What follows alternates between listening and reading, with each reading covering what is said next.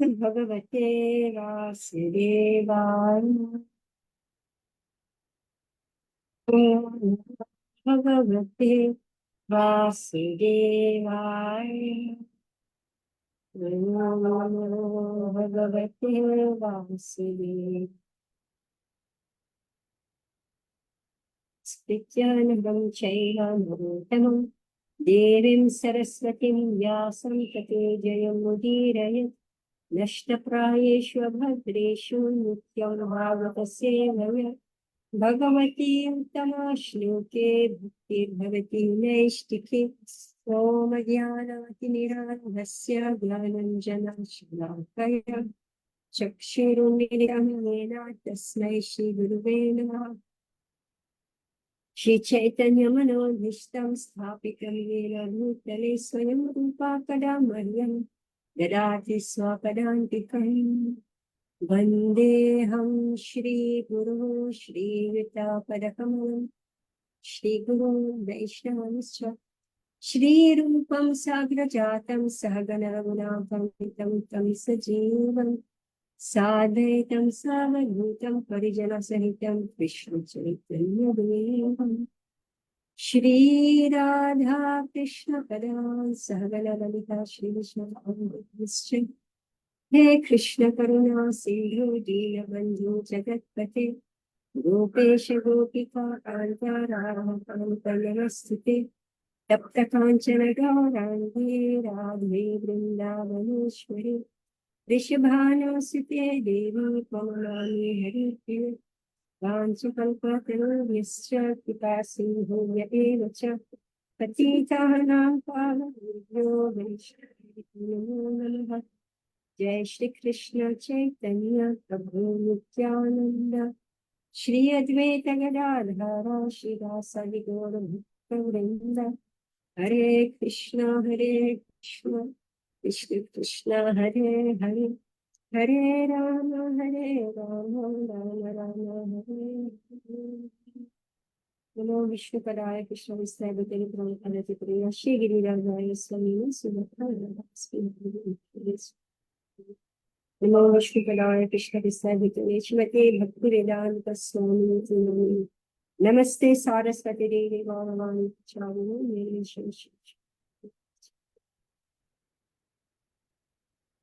आचार्यं पौंहुं नंगयते गिरियत्रिकातमहं वन्दे श्रीगुरुदीनतारिणम्।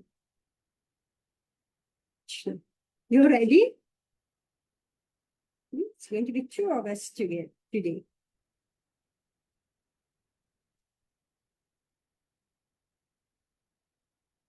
Right. So we are reading Bhagavad Gita, chapter 17, the divisions of faith. We're on text 4. So last week we discussed quite in depth about faith. What is the meaning of faith? Yeah, which I can't go into it again. I just hope that. Did you get anything from last week about faith? See if you get that, then it's easy to follow, what we discuss now.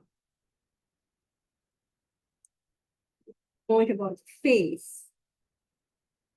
Anyway, let's continue. Text 4. So you can read text 4.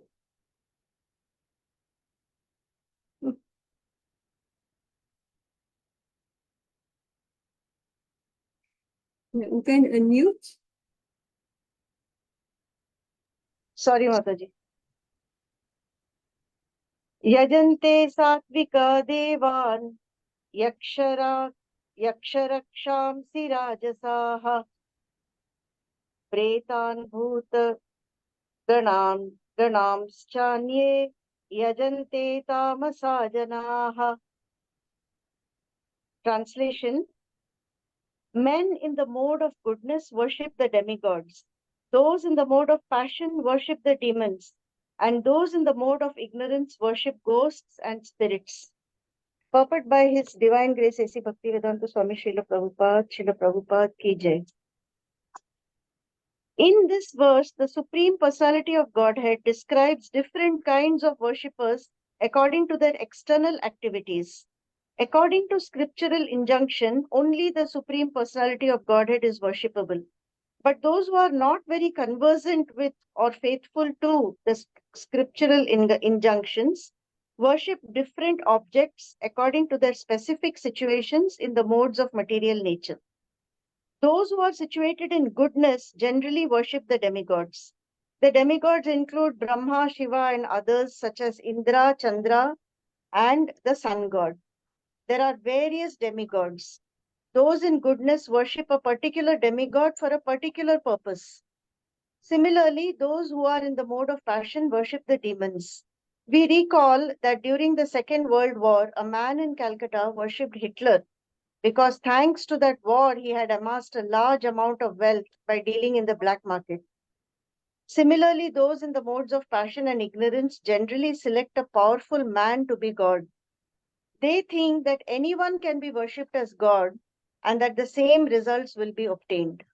Yeah. So this is the first section. It's about faith usually means you put your faith in somebody, right? So Krishna starts off by saying that where do you put your faith? Whether it's the devas or the rakshasas or the ghosts and spirits, right? Where do you put your faith?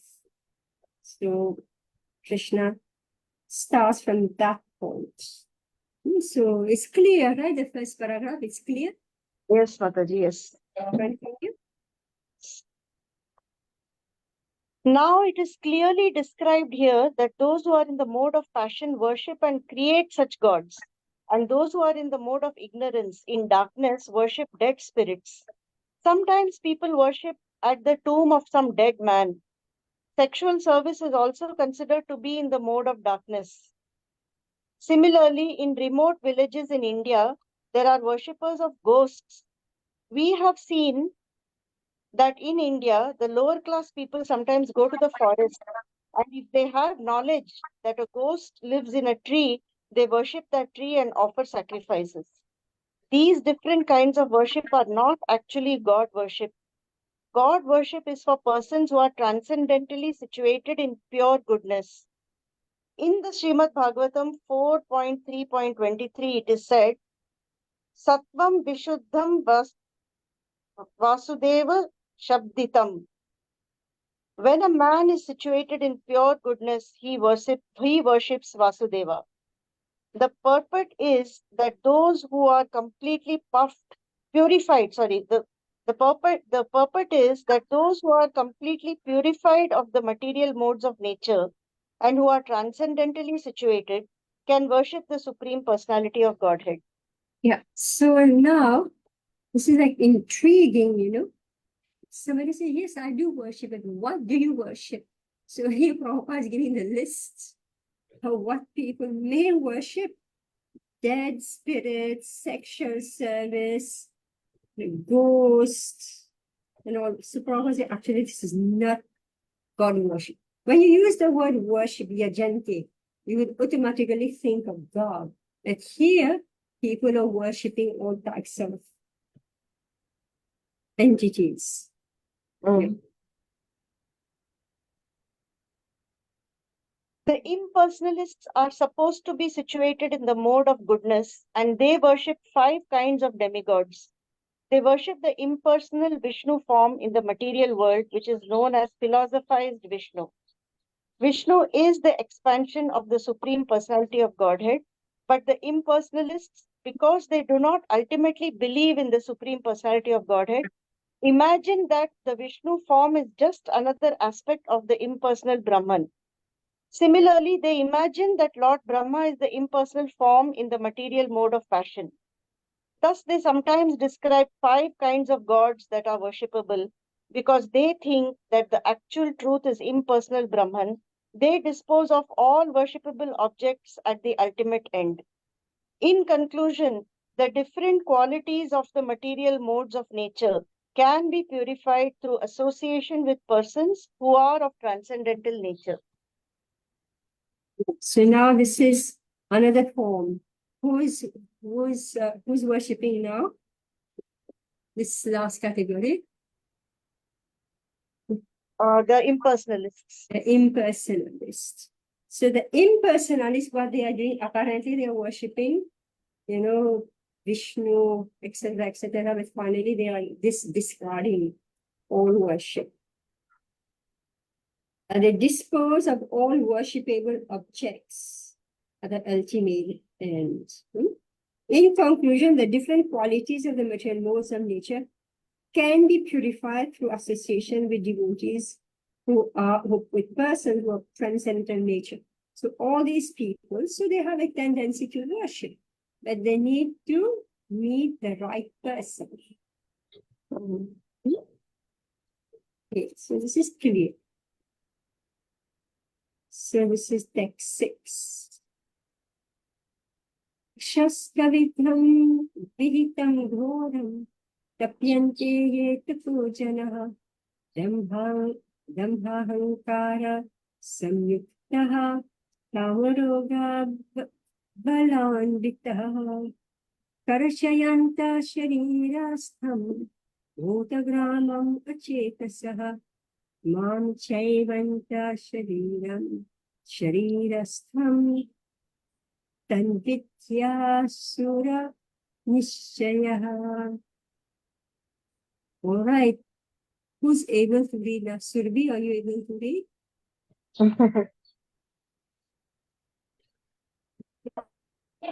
Yes, Mataji, I'll read. Okay, read. Those who undergo severe austerities and penances not recommended in the scriptures, performing them out of pride and egoism, who are impelled by lust and attachment, who are foolish and who torture the material elements of the body, as well as the super soul dwelling within, are to be known as demons. Purport. There are persons who manufacture modes of austerity and penance which are not mentioned in the scriptural injunctions. For instance, fasting for some ulterior purpose, such as to promote a purely political end, is not mentioned in the scriptural directions. The scriptures recommend fasting for spiritual advancement, not for some political end or social purpose. Persons who take to such austerities are, according to Bhagavad Gita, certainly demonic. Their acts are against the scriptural injunctions, are not beneficial for the people in general. Actually, they are acts out of pride, false ego, lust, and attachment for material enjoyment. By such activities, not only is the combination of material elements of which the body is constructed disturbed, but also the Supreme Personality of Godhead Himself living within the body. Such unauthorized fasting or austerities for some political end are certainly very disturbing to others. They are not mentioned in the Vedic literature. A demonic may person may think that he can force his enemy or other parties to comply with his desire by his method, but sometimes one dies by such fast.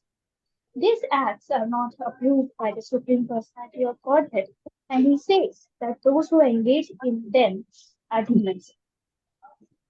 Such demonstrations are insults to the Supreme Personality of Godhead because they are enacted in disobedience to the Vedic scriptural injunctions. The word Aptisava is significant in this connection. Persons of normal mental condition must obey the scriptural injunctions. Those who are not in such a position neglect and disobey the scriptures and manufacture their own ways of austerities and penance. One should always remember the ultimate end of the demonic people as described in the previous chapter. The Lord forces them to take birth in the wombs of demonic persons. Consequently, they will live by demonic principles, life after life, without knowing their relationship with the Supreme Personality of God. If, however, such persons are fortunate enough to be guided by a spiritual master who can direct them to the path of Vedic wisdom, they can get out of this entanglement and ultimately achieve the supreme goal. So, here Prabhupada, so those who undergo severe austerities and penances, not recommended in scriptures. Performing them out of pride and egoism were impelled by lust and attachment were foolish and who torture the material elements of the body as well as the super soul dwelling within, are to be known as demons. All right, so who are demons? Those who get an idea, see, ideas cannot be created. It cannot be born out of nothing. Ideas should have a source. So all ideas are there from the Vedas. Each and everything, the seed of idea is there in the Vedas. Then when it passes through the brain of this conditioned soul, it takes its own interpretation. So like the Veda says, Bhagavad Gita will say, Gyan, Dan, Tapasya is not to be given up. Right? So they will process it in their own head. Right? How to apply these principles. And they will come up with their own method. So here, Krishna is saying that if you manufacture something without checking whether what you're doing is proper or not, then you end up doing something whimsically, and therefore you are known as a demon.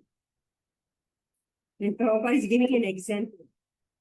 To fast for political reasons. So much it has happened. Then it started in India and then it spread everywhere. People just go out. As soon as they don't like something, in order to gather public opinion, so they will start fasting.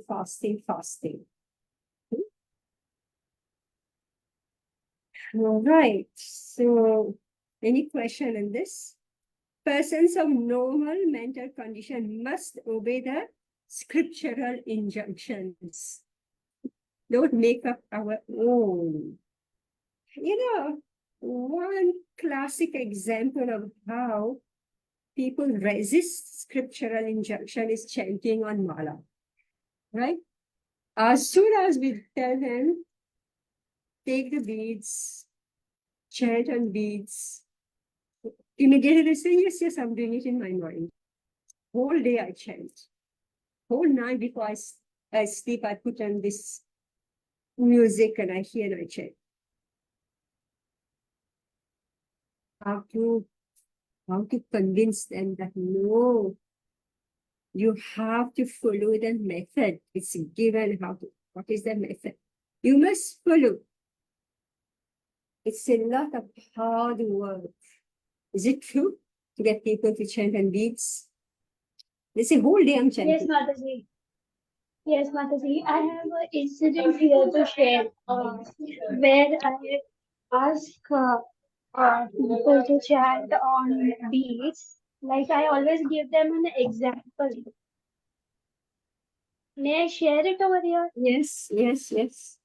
Yeah. So, as suggested by you, I have started in it every evening 9 o'clock to read small books. So, firstly, we do one round chanting and then we read the book. So, I make them to chant on beads compulsorily because I told them that all our five senses should be involved in chanting. So when you chant on beats, your touch sense is getting involved. So this is the main reason you should always chant on beats. So that people liked it and they also do it on beats. Nice. Yeah. So People really want to do their own thing. They're not ready to obey, to obey others. Yes, yes. Okay, text 7. Aharasthapi sarvasya trividho bhavati priyah yagyastapastatha danam yesham vedam imam shrinu. Shikara comes just in time. All right. Text 7. Yes, thank you, Mataji. Hare Krishna. Hare Krishna. Even the food each person prefers is of three kinds, according to the three modes of material nature. The same is true of sacrifices, austerities, and charity. Now, hear of the distinctions between them. Purport by His Divine Grace, Bhaktivedanta Swami Srila Prabhupada Ki Jai. In terms, different situations in the modes of material nature, there are differences in the manner of eating and performing sacrifices, austerities, and charities. They are not all conducted on the same level. Those who can understand analytically what kind of performances are in what modes of material nature are actually wise. Those who consider all kinds of sacrifice or food or charity to be the same cannot discriminate, and they are foolish. There are missionary workers who advocate that one can do whatever he likes and attain perfection. But these foolish guides are not acting according to the direction of the scripture. They are manufacturing ways and misleading the people in general. Thank you. Hare Krishna. So now, this is about the famous section about food. So first, let's discuss who you're worshipping. Now, Krishna is speaking about food, sacrifice, austerities, and charity. Ahar, yagya, tapas, danam. So 4 items. Wait, so you should make a chart.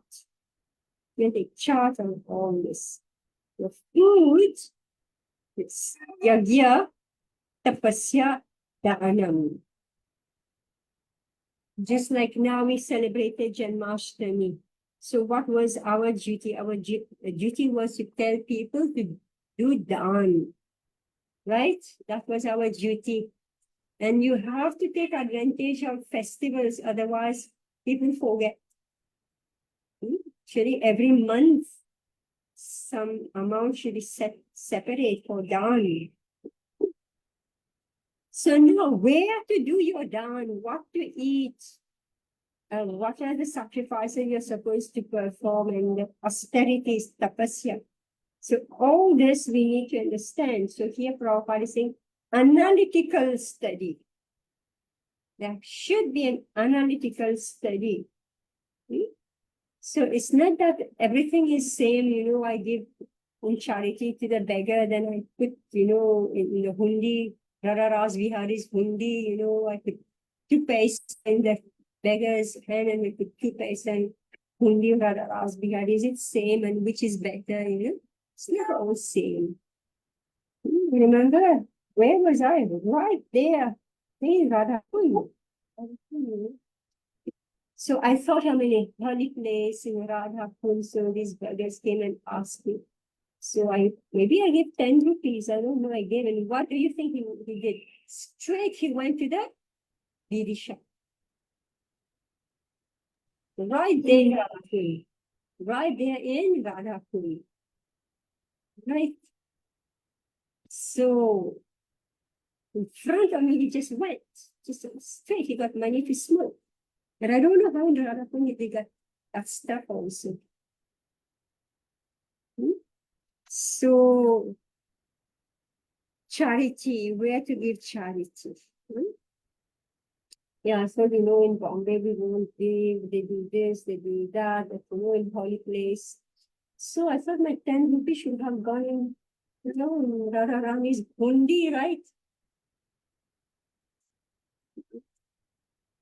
So, so where to get? Where to get it? So here, Krishna is going to tell us very clearly what is what. So 4 items to be discussed: food, austerity, yagya, and dhanam.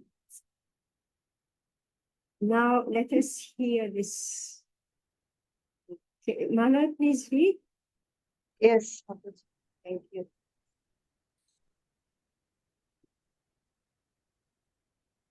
Ayuhu sattva. Sorry, Mataji. Ayuhu sattva balarogya sukha priti vivardhanaha rasyaha snigdaha sthira hritya aharaha satvika priyaha.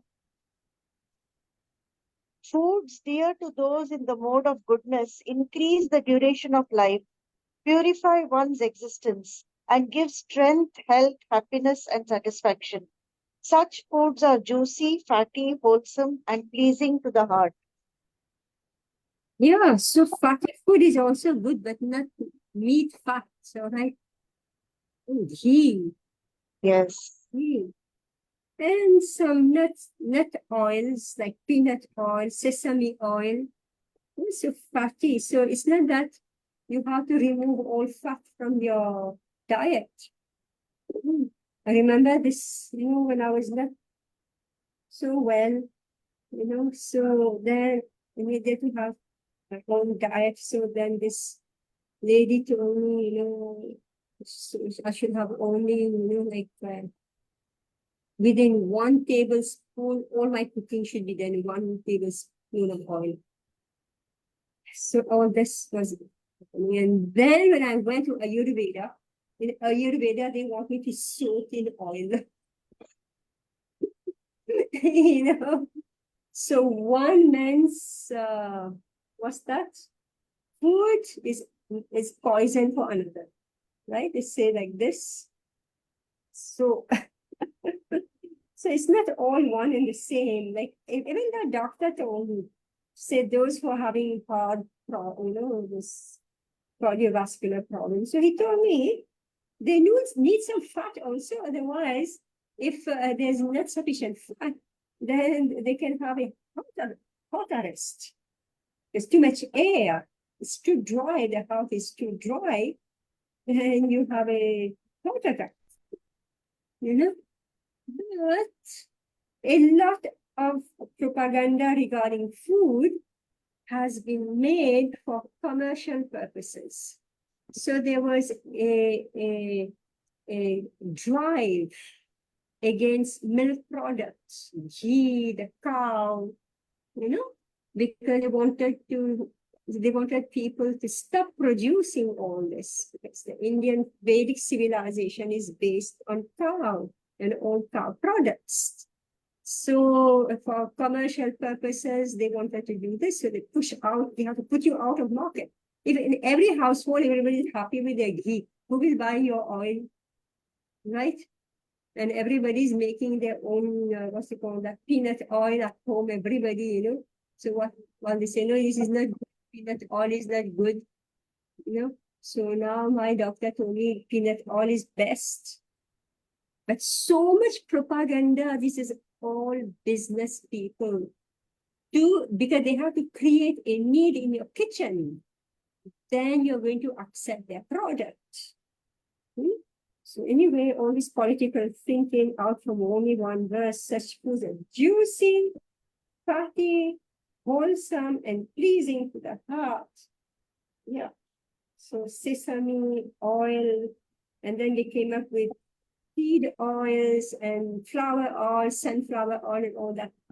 So they told me that all this is of no value. Sunflower oil, what is of value? What is of value is nut oils, peanut oil, mustard oil, sesame oil. Yeah, seeds are okay, but best of nut oil, but no flour, because it has no value. Not that you extract, wherever you find Oh, you extract it and it's good. No, I guess even cotton oil should be there, right? So it doesn't work like that. So anyway, this is a separate study from Ayurveda. You can learn all this. Here, Bhagavad Gita in like Sankshep, right? They say Sankshep. In summary, everything is being said. So one shloka, Krishna is giving so much information, but we expand and then we know much better. So food, which give duration of life. Ayurveda is not, it's not like a, what is say, medicine to cure you.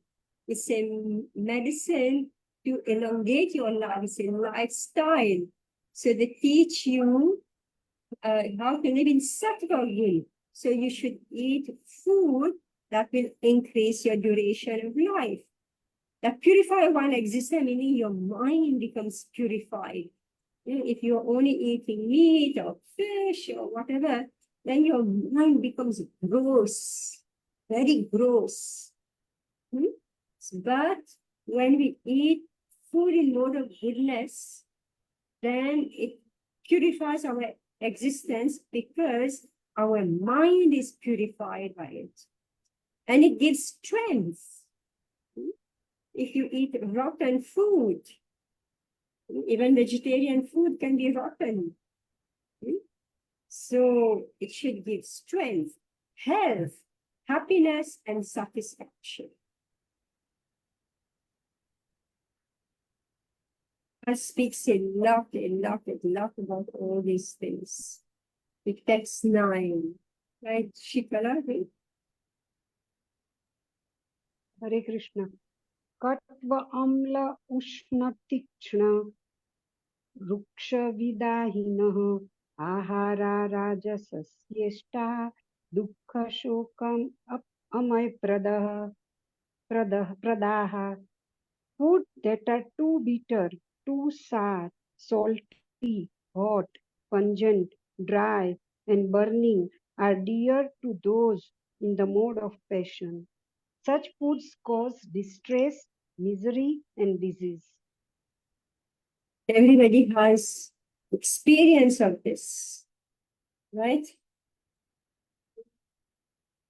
Burning sensation, right? Acidity.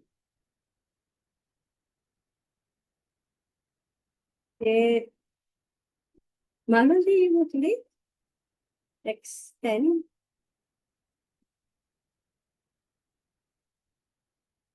I'll take Masti.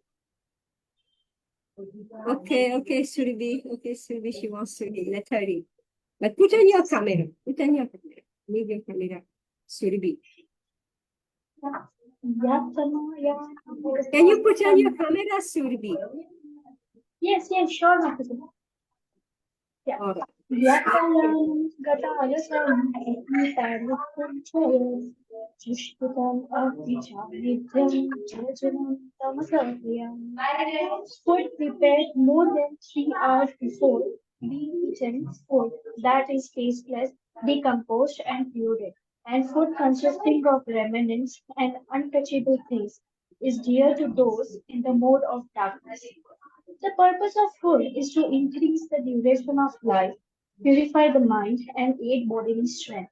This is its only purpose. In the past, great authorities selected those foods that best aid health and increase life duration, such as milk products, sugar, rice, wheat, fruits, and vegetables. These foods are very dear to those in the mode of goodness. Some other foods, such as baked corn and molasses, which not very palatable in themselves, can be made pleasant when mixed with milk or other foods. They are then in the mode of good. All these foods are pure by nature. They are quite distinct from untouchable things like meat and liquor. Fatty foods, as mentioned in the 8th verse, have no connection with animal fat obtained by switch. Animal fat is available in the form of milk, which is the most wonderful of all. Milk, butter, cheese, and similar products give animal fat in a form which rules out any need for the killing of innocent nature. It is only through brute mentality that this killing goes on. The civilized method of obtaining needy fat is by milk. Surbi, your voice is not sufficiently loud and there's a lot of noise, from your Okay. own noise. Just, I need your voice more clear. Okay, Raji. Slaughter is the way of subhumans. Protein is implied available through split peas, dal, whole wheat, etc. Food is the mode of passion, which are bitter, too salty or too hot, or overly mixed with red pepper, cause misery by reducing the mucus in the stomach, leading to disease. Food in the mode of ignorance or darkness are essentially those that are not fresh. Any food cooked more than 3 hours before it is eaten, except prasadam, food offered to the Lord, is considered to be in the mode of vegetable because they are decomposing. Such foods give a bad odor, which often attracts people in this mode, but repulses those in the mode of process.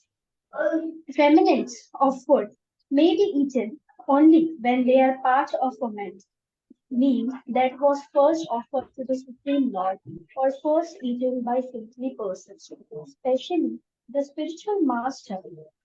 Otherwise, the remnants of food are considered to be in the mode of darkness and they increase infection or disease. Such foodstuffs, although very palatable to persons in the mode of darkness, are neither liked nor even touched by those in the mode of goodness. The best food is the remnant of what is offered to the Supreme Personality of God. In Bhagavad Gita, the Supreme Lord says that he accepts preparation of vegetables, flour, and milk when offered with devotion. Patram Pushpam Phalam Priyam. Of course, devotion and love are the chief things with which the Supreme Personality of Godhead accepts. But it is also mentioned that the prasadam should be prepared in a particular way. Any food prepared by the industrious and the scripture and offered to the Supreme Personality of God can be taken even if prepared long ago, because such food is transcendental.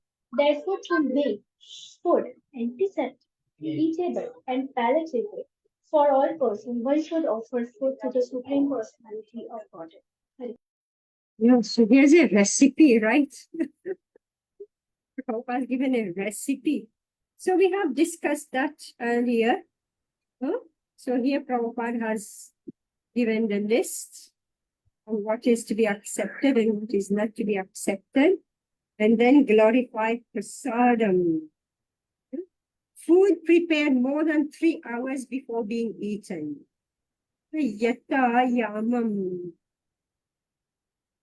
So, yamam. So this is like 3 hours. So we cook and we offer to Krishna and we should have it immediately. Siddhaga, 3 hours. And that food that is tasteless, decomposed, and putrid. Food consisting of remnants. So Prabhupada said about remnants, eating other people's, just like friends do it all the time, They take a bite and pass it on to the next one. They do this, I saw it. We don't do this. We don't do this. Everybody have their own plate and we eat only from our own plate. So don't just pass on. And coronavirus was very good to teach us the lesson, right?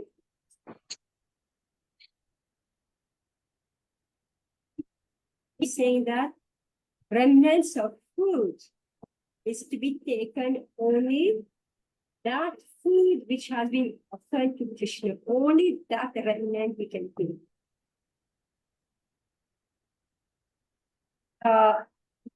Or the prasadam of sadhus. especially the spiritual master. Their remnants can be accepted, but it's not hygienic. Prabhupada is saying the increased infection and disease. Be friends together, you're eating and biting, take a bite, everybody, what you're doing? Yeah? The body is full of disease. So should be careful about this. Okay, text 11 now. You're ready Yes. now? Yes, yes, Mataji. All right. Right. अफलाकाङ्क्षिभिर्यज्ञो विधिधिष्ठो य इज्यते यष्टव्यम् एव ति मनः समाधाय स सात्विकः. Translation: of sacrifices, the sacrifice performed according to the directions of scripture as a matter of duty by those who desire no reward is of the nature of goodness. Purport by His Divine Grace A.C. Bhaktivedanta Swami Srila Prabhupada ki jai. The general tendency is to offer sacrifice with some purpose in mind, but here it is stated that sacrifice should be performed without any such desire. It should be done as a matter of duty. Take, for example, the performance of rituals in temples or in churches. Generally, they are performed with the purpose of material benefit, but that is not in the mode of goodness. One should go to a temple or church as a matter of duty, offer respect to the Supreme Personality of Godhead, and offer flowers and eatables without any purpose of obtaining material benefit. Everyone thinks that there is no use in going to the temple just to worship God, but worship for economic benefit is not recommended in the scriptural injunctions. One should go simply to offer respect to the deity. That will place one in the mode of goodness. It is the duty of every civilized man to obey the injunctions of the scriptures and offer respect to the Supreme Personality of Godhead. Yes, true. Sacrifice. This is like the most important thing, right? Most important thing that, okay, I'm chanting, I'm donating, I'm taking so much trouble to come to temples. But if it is performed with the purpose of getting something in return, then this is not in the mode of goodness. So therefore, education is very important. Extremely important, education. So people are coming by the thousands to the temple, but they must be educated. Why they are be educated? Why they should not come for material purpose. So therefore, we must distribute the books. We must give prasadam, and we must talk to people. Yeah. Anyway, our Janmashtami was like, my God, that was like double, such a chaos. The people are just pouring in, pouring and pouring. It was a heavy, like, it was very heavy. When early morning, I was still hearing, people are there. So, but mostly they don't know about this, what we are discussing now. Mostly they don't know. And we had our stall where we were discussing, we just give them a simple questionnaire. And I would say that most people got many answers wrong. Simple question, just a checklist of your knowledge. Most people, I would say, I've been doing this for many years. And this time, more people got the answers wrong than in previous years, which is not at all a good sign. Meaning, people are pouring in the temple that they have no knowledge. So that was a good yardstick, So they're coming out of sentiment, but yeah, they're coming out of sentiment. I don't know, but no real understanding. Text 12.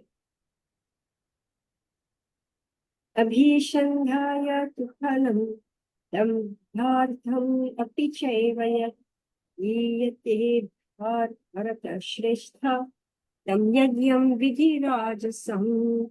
But the sacrifice performed for some material benefit, or for the sake of pride, or for the sake of pride. O chief of the Bharata, you should know to be in the mode of passion. So the other one, mode of goodness, meaning you do a sacrifice without expectation of reward. And now this one, he's doing just for show.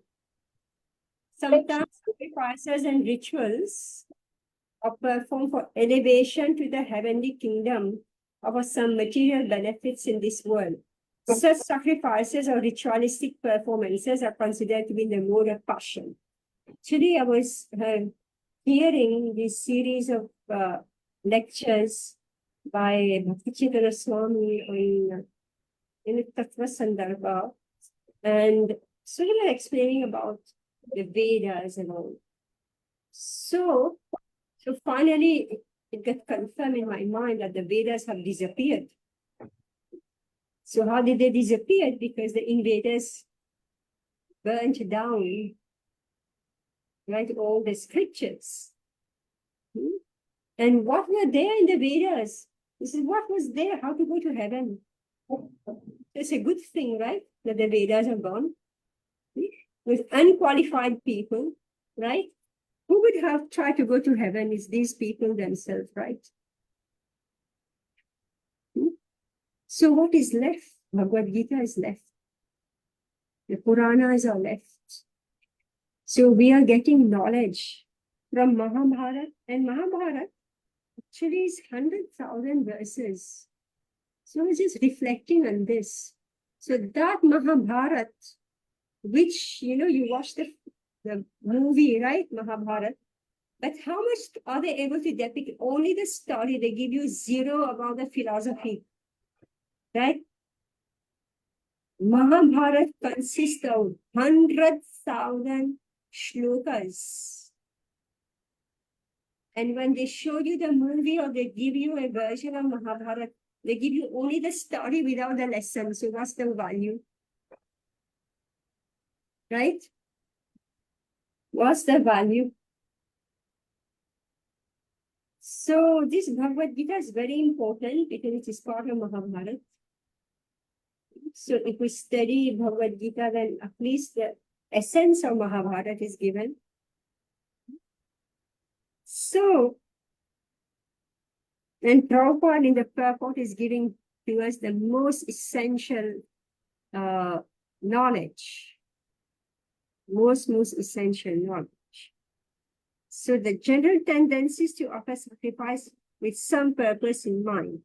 But here it is stated that sacrifice should be performed without any such desire. And then now, if you are doing it, then you are in passion. Text 13. Vidhihinam ashishtanam mantrahinam adakshinam shraddha virahitam yagyam tamasam parichakshate. Any sacrifice performed without regard for the directions of scripture, without distribution of prasadam, spiritual food, without chanting of Vedic hymns and remunerations to the priest, and without faith, is considered to be in the mode of ignorance. Faith in the mode of darkness or ignorance is actually faithlessness. Sometimes people worship some demigod just to make money and then spend the money for recreation, ignoring the scriptural injunctions. Such ceremonial shows of religiosity are not accepted as genuine. They are all in the mode of darkness. They produce a demoniac mentality and do not benefit human society. So you do some worship, you do some Devi Yagya, Surya Yagya, this Yagya, that Yagya, what for? For money. And when you get the money, now I can enjoy. Right? Can go to a resort and burn up my money. Recreation. So instead of using that money for the benefit of society, I simply dilapidate my wealth. Text quoting. Ashwini, are you able to read? Yes, Mataji. Ashwini. Yes, Mataji. Yes, Mataji. Yeah, All right, read. And your video? yeah. You know, there is a guest. Okay. There is one more. Okay. Hare Krishna, Aditi. Hare Krishna, Aditi. Hare Krishna. Hare She's Krishna. also listening. So Okay. All right, good. She's a beautiful girl. Girl. Thank you, Mataji. Translation. Austerity of the body consists in worship of Supreme Lord, the Brahmanas, the spiritual master, and superiors like the father and mother, and in cleanliness, simplicity, celibacy, and non-violence. Austerity of the body consists in worshipping of the Supreme Lord. Austerity of body consists in worship of the Supreme Lord, the Brahmanas, the spiritual master, and superiors like the father and mother, and in cleanliness, simplicity, celibacy, and non-violence. Purport by His Divine Grace A.C. Bhaktivedanta Swami Srila Prabhupada. Srila Prabhupada Jai. The Supreme Godhead here explains the different kinds of austerity and finance. First, he explains the austerities and finance practiced by the body. One should offer or learn to offer respect to God or to the demigods, the perfect qualified brahmanas, and the spiritual master and superiors like father, mother, and or any person who is conversant with Vedic knowledge. These should be given proper respect. One should practice cleansing oneself externally and internally, and he should learn to become simple in behavior. He should not do anything which is not sanctioned by the scriptural injunctions. He should not indulge in sex outside of married life, for sex is sanctioned in scriptures only in marriage, not otherwise. This is called celibacy. These are finance and austerities as far as the body is concerned. Right. So now we have discussed sacrifice, food, sacrifice. Now we are discussing about austerity. So Deva Grija Guru Pragya Pujanam Shaucham Arjavam Brahmacharyam Ahimsacha Shariram Tapa Uchate. So austerity of the body consists in worship of the Supreme Lord, the Brahmanas, the spiritual master, superiors like father and mother, in cleanliness, simplicity, celibacy, and non-violence. So every devotee knows this, right? It's austere. You have to get up early in the morning. You have to take bath, and you are worshipping the deities. You are worshipping spiritual master, right? And then you sit down to chant, and then we follow the 4 Acre principles: no meditating, no intoxication, no gambling, no illicit sex. These are all austerities. Plain and simple. All right, you don't have to go on a trip around the Himalayas. All right? Circumambulate the Himalayas. You just do these simple things. This is your austerity in a very, very simple way.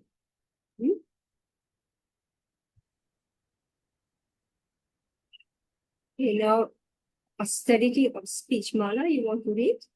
Yes, Mataji. अनुद्वेगकरं वाक्यं सत्यं प्रियहितं च यत् स्वाध्यायाभ्यासनं चैव वाङ्मयं तप उच्यते. Translation: austerity of speech consists in speaking words that are truthful, pleasing, beneficial, and not agitating to others, and also in regularly reciting Vedic literature. Purport by His Divine Grace A.C. Bhaktivedanta Swami Srila Prabhupada Ki Jai. One should not speak in such a way as to agitate the minds of others. Of course, when a teacher speaks, he can speak the truth for the instruction of his students. But such a teacher should not speak to those who are not his students if he will agitate their minds. There is a penance as far as talking is concerned. Besides that, one should not talk nonsense. The process of speaking in spiritual circles is to say something upheld by the scriptures. One should at once quote from scriptural authority to back up what he is saying. At the same time, such talk should be very pleasurable but to the ear. By such discussions, one may derive the highest benefit and elevate human society. There is a limitless stock of Vedic literature, and one should study this. This is called penance of speech. Okay. This is, important instructions given, right? The penance of speech means keep quiet, right? But you don't keep quiet when it comes to your students, your child, right? Read this again. One should not speak in such a way as to agitate the minds of others, right? But we are agitating the minds of people, right? We force them, read Bhagavad Gita, we tell them so many things. Of course, when a teacher speaks, he can speak the truth for the instruction of his students. Yeah, so we are choosing. We are choosing what we say, and that's why, public platform may not be the best way of instruction. Because, yeah. Why? Because, others may not like it. So therefore, instruction is given in a very confidential way. The Vedic instruction is given only among select people in a very confidential way. It's not given an open platform. Why? Because it may agitate their mind and they may sue you for what you may say, right? May not like it. So, but such a teacher should not speak to those who are not his students if he will agitate their minds. So the point is that we're not going to learn everything online, right? We have to meet personally. We have to much more we start when we meet personally. So this is penance as far as talking is concerned. Besides that, one should not talk nonsense. Oh my God, you sit and you gossip over your lunch meal for 1 hour.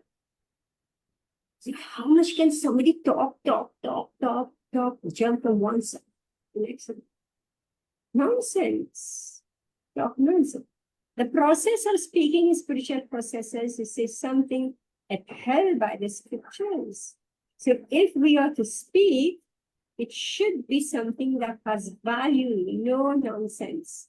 One should at once quote from scriptural authority to back up what he's saying. Right? See, usually everybody thinks they know. Isn't it? They say they know. Why are you saying I know? So therefore, whatever we speak, we should know how to back it up with scripture. At the same time, such talk should be very pleasurable to the ear. So you have to be very expert. You have to speak the truth in a pleasant way to the ear, which is an art. Which I must say I don't quite unpleasant in my way. I say the truth is very unpleasant. So here such talk should be very pleasurable to the ear. By such discussions, one may derive the highest benefit and elevate human society. There is a limitless stock of Vedic literature, and one should study this. This is called penance of speech, meaning take a book and read rather than gossip. Basically, this is what God is saying. Okay, I think we should stop here. Okay, already passed. Okay, yeah, let's complete this. Let's complete. Shikala, you want to just one. Okay, just one. section. मनः प्रसाद सौम्यत्वं मौनम् आत्मविनिग्रहः भावसंशुद्धिर् तपोमानसमुच्यते. In satisfaction, simplicity, gravity, self-control, and purification of one's existence are the austerities of the mind. Purport by His Divine Grace Srila Prabhupada. To make the mind austere is to detach it from sense gratification. It should be so trained that it can be always thinking of doing good for others. The best training for the mind is gravity in thought. One should not deviate from Krishna consciousness and must always avoid sense gratification. To purify one's nature is to become Krishna conscious. Satisfaction of the mind can be obtained only by taking the mind away from thoughts of sense enjoyment. The more we think of sense enjoyment, the more the mind becomes dissatisfied. In the present age, we unnecessarily engage the mind in so many different ways for sense gratification, and so there is no possibility of minds becoming satisfied. The best course is to divert the mind to the Vedic literature, which is full of satisfying stories, as in the Puranas and the Mahabharata. One can take advantage of this knowledge and thus become purified. The mind should be devoid of duplicity, and one should think of the welfare of all. Silence means that one is always thinking of self-realization.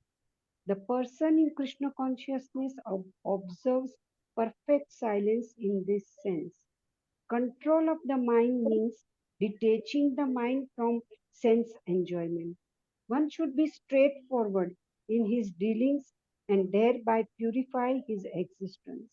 All these qualities together constitute austerity in mental activities. These are very practical things. It's your daily life. It's a daily practice, right? And sometimes we need others to tell us how we are behaving, how we are speaking, right? We are not aware of it. Actually, we are completely unaware of how we are speaking or behaving. And we do need others to tell us. So if we have well wishers and if our ego is not too big, then we have to let others correct us. Know how we speak and how we're thinking. So these are all etiquette.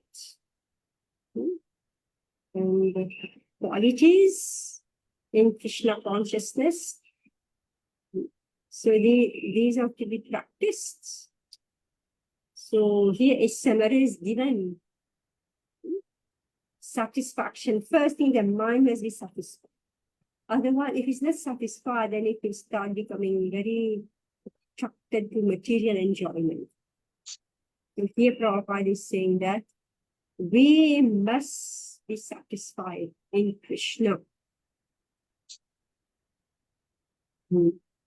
Silence, silence. You have to keep silent also is an austerity. Vacho vegam, manasapruda vegam. These are vague forces. They push us to say something, do something.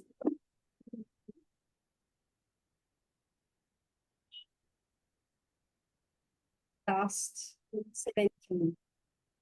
Shradhaya paraya taptam tapastad divigham narehe afala panshibhir yukte sadvikam parichakshate.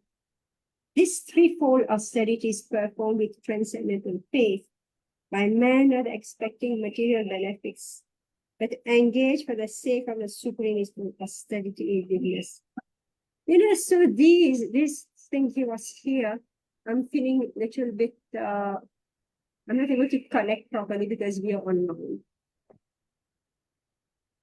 But these are sections that I will do like with group work, practical. This is practical, but here I'm just reading and I'm not feeling very happy about it. I'm just reading it. So if you have the opportunity, do join the Bhakti Shastra classes, not online, but in classroom. In classroom where we study the properly. All right. Thank you very much. Hare Krishna. Hare Krishna Mataji, Dandavad Pranam. Hare Krishna.